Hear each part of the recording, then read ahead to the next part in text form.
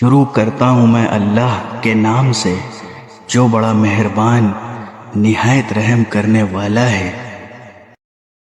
کہہ دو کہ اے اہل کتاب، جب تک تم تورات اور انجیل پر اور جو کتاب تمہارے پروردگار کی طرف سے تمہارے پاس اب بھیجی گئی ہے اس کی پوری پابندی نہیں کرو گے، تمہاری کوئی بنیاد نہیں ہوگی جس پر تم کھڑے ہو سکو۔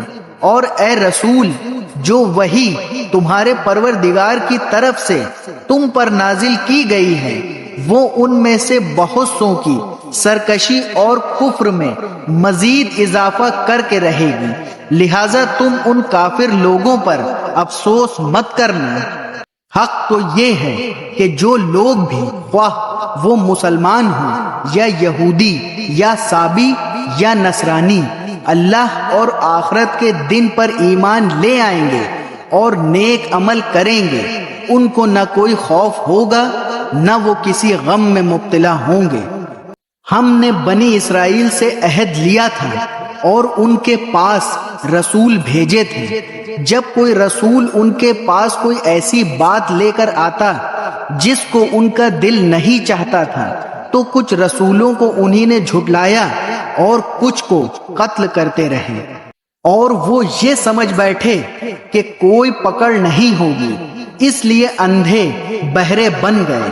پھر اللہ نے ان کی توبہ قبول کی تو ان میں سے بہت سے پھر اندھے بہرے بن گئے، اور اللہ ان کے تمام اعمال کو خوب دیکھ رہا ہے۔ وہ لوگ یقیناً کافر ہو چکے ہیں جنہوں نے یہ کہا ہے کہ اللہ مسیح ابن مریم ہی ہیں، حالانکہ مسیح نے تو یہ کہا تھا کہ اے بنی اسرائیل، اللہ کی عبادت کرو جو میرا بھی پروردگار ہے اور تمہارا بھی پروردگار۔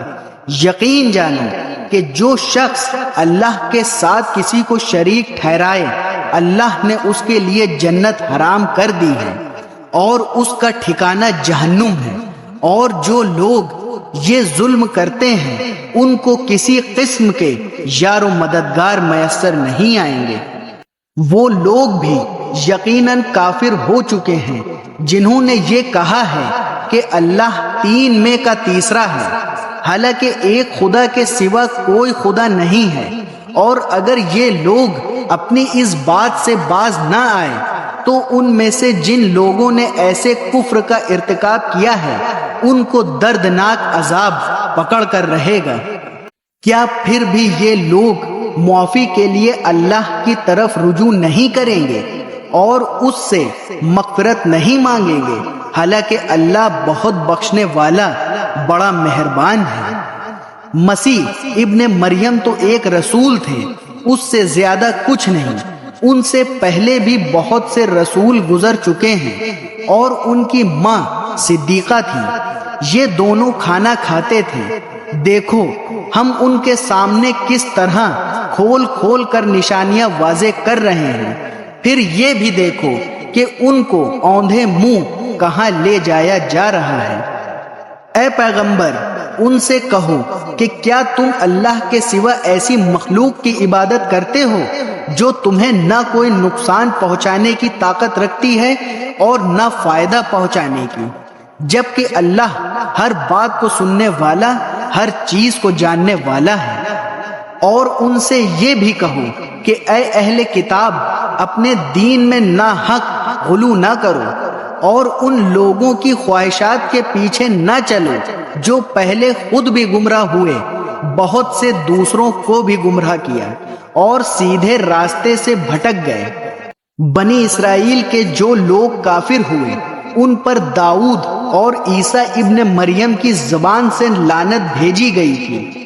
یہ سب اس لیے ہوا کہ انہوں نے نافرمانی کی تھی اور وہ حد سے گزر جایا کرتے تھے۔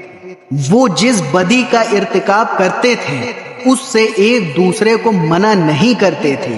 حقیقت یہ ہے کہ ان کا طرز عمل نہایت برا تھا۔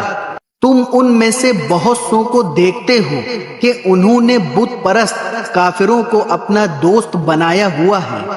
یقیناً جو کچھ انہوں نے اپنے حق میں اپنے آگے بھیج رکھا ہے وہ بہت برا ہے، کیونکہ ان کی وجہ سے اللہ ان سے ناراض ہو گیا ہے اور وہ ہمیشہ عذاب میں رہیں گے۔